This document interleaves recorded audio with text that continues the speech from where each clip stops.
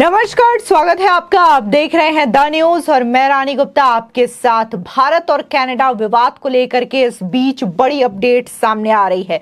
जिस तरीके से एक के बाद एक मोदी सरकार ने कनाडा के खिलाफ एक्शन लिया है, तो अब वहां के पीएम जस्टिन ट्रूडो जो है उनके सुर बदल चुके हैं और वो भारत को लेकर के नरम रवैया अपनाते हुए नजर आ रहे हैं। अब ट्रूडो का ये कहना है कि वो इस तरीके की बयानबाजी या फिर कार्रवाई से भारत को उकसाना नहीं चाहते थे। तो वहीं दूसरी ओर मोदी सरकार ने एक बड़ा फैसला लिया है खालिस्तानी आतंकवादियों और अपराधियों के इंटरव्यूज को लेकर के।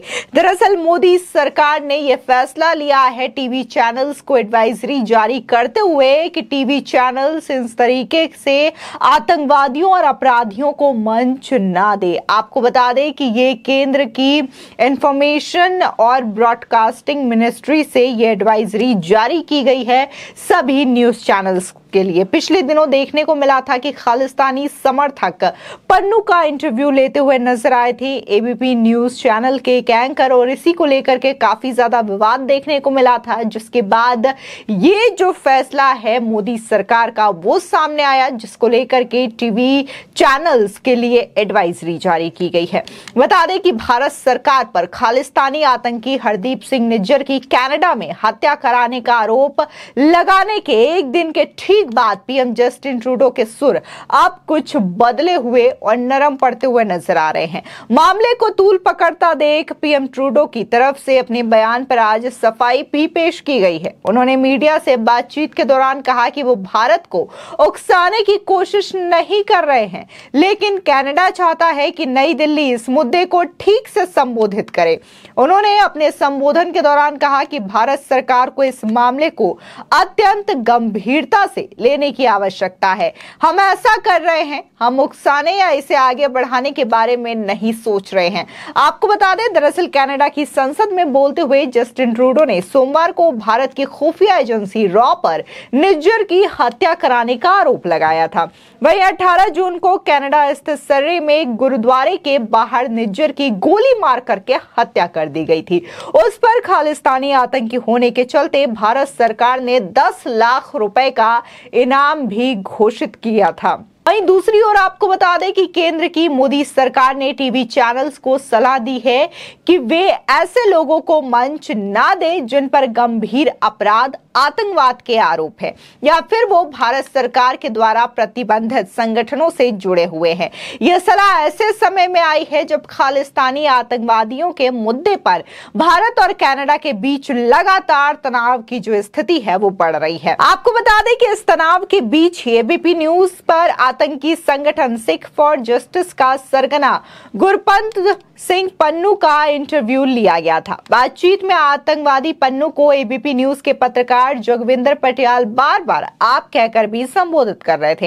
एबीपी न्यूज ने इस इंटरव्यू का वीडियो और इससे जुड़ी खबर अब फिलहाल अपने तमाम मीडिया प्लेटफॉर्म से डिलीट कर दी है। दरअसल एबीपी न्यूज ने ऑपरेशन गद्दार टाइटल के साथ पन्नू का इंटरव्यू लिया था। इसमें एबीपी न्यूज के एग्जीक्यूटिव एडिटर जोगविंदर पटियाल ने पन्नू से बातचीत की थी। इसमें पन्नू लगातार खालिस्तान के समर्थन की बात कर रहा था, साथ ही पंजाब को एक अलग देश बताने का राग भी अलापता हुआ नजर आया था।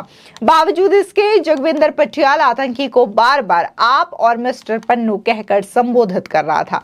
दिलचस्प बात यह है कि जोगविंदर पटियाल ने ऐसा एक बार नहीं बल्कि कई बार की। बता दें कि इस इंटरव्यू के दौरान पन्नू ने कई बार देश के संविधान से लेकर के देश के प्रधानमंत्री मोदी तक पर कीचड़ उछालने की कोशिश भी की, और इसी के साथ ही इस इंटरव्यू को लेकर के सोशल मीडिया पर काफी ज्यादा किरकिरी भी एबीपी न्यूज चैनल की हुई। कई लोगों ने तो ये तक कह दिया कि सिर्फ और सिर्फ अपनी गिरती टीआरपी को बचाने के लिए एबीपी न्यूज जो है कभी पन्नू का इंटरव्यू करता है तो कभी लॉरेंस बिश्नोई का। तो इस तरीके के लोगों के यहाँ पर बयान भी सामने आए। तो वहीं देखने को मिला कि केंद्र सरकार ने गुरुवार को एक एडवाइजरी जारी कर यह कह दिया कि टीवी चैनल ऐसे व्यक्तियों को कोई मंच प्रदान करने से बचे जिन पर आतंकवाद या फिर अन्य किसी प्रकार के गंभीर आरोप हैं या फिर वे उससे प्रतिबंधित संगठनों से संबंध रखते हैं। साथ ही इस बयान में आगे ये भी कहा गया है कि हाल ही में एक टीवी चैनल ने ऐसे व्यक्ति का इंटरव्यू किया है जिस पर आतंकवाद सहित अपराध के गंभीर मामले हैं। साथ ही वो एक ऐसे संगठन से संबंधित है जिसे भारत सरकार द्वारा प्रतिबंधित किया गया है। बता दें कि केंद्र सरकार द्वारा जारी बयान में यह भी कहा गया है कि इस इंटरव्यू के दौरान व्यक्ति ने कई ऐसे कमेंट्स किए थे जो देश की संप्रभुता, अखंडता, भारत की सुरक्षा तथा अन्य देश के साथ भारत के मैत्रीपूर्ण संबंधों के लिए बेहद हानिकारक है। साथ ही इससे देश में सार्वजनिक व्यवस्था बाधित होने की भी आशंका है। यानी कि सीधे तौर पर ये यहाँ पर स्पष्ट देखा जा सकता है कि ये जो एडवाइजरी आई है टीवी चैनल्स के लिए कि वो आतंकवादियों और अपराधियों को मंच प्रदान ना करें जो कि देश की अखंडता और एकता पर सवाल उठाते हैं।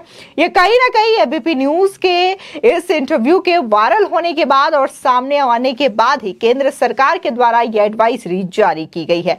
आपको बता दें, दरअसल कनाडा की ओर से केवल भारत सरकार पर गंभीर आरोप ही नहीं लगाए गए बल्कि उसने कनाडा में भारत के खुफिया विभाग के अधिकारी पवन कुमार राय को निष्कासित भी कर दिया। तुरंत देश छोड़कर जाने का आदेश देते हुए कनाडा ने उसका नाम तक उजागर कर दिया। बता दें कि यह पहला मौका है जब किसी खुफिया विभाग के अधिकारी का नाम अन्य देश के सामने इस तरीके से जग जाहिर किया गया।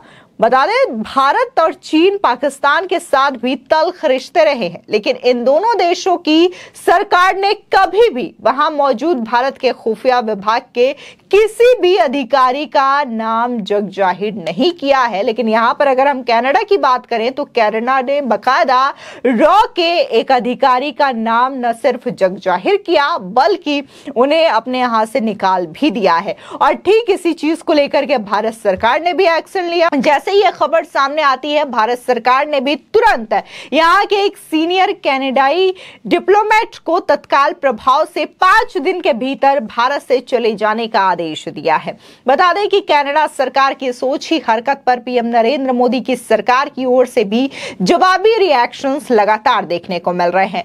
भारत ने कनाडा के खुफिया अधिकारी ओलिवियर सिल्वेस्टर को निष्कासित कर उन्हें अगले 5 दिन में देश छोड़कर जाने का फरमान सुनाया तो भारत सरकार ने कनाडा के सभी आरोपों को झूठा, बेबुनियाद और ओछी राजनीति तक करार दिया है। इसी के साथ ही देखने को मिला कि भारत सरकार ने न सिर्फ उनके सीनियर डिप्लोमेट को यहां से हटाया बल्कि अब कनाडाई वीजा को भी लेकर के पूरी तरीके से सस्पेंशन का ऑर्डर दे दिया है। यानी कि कनाडा का एक भी नागरिक फिलहाल के लिए भारत नहीं आ सकता है।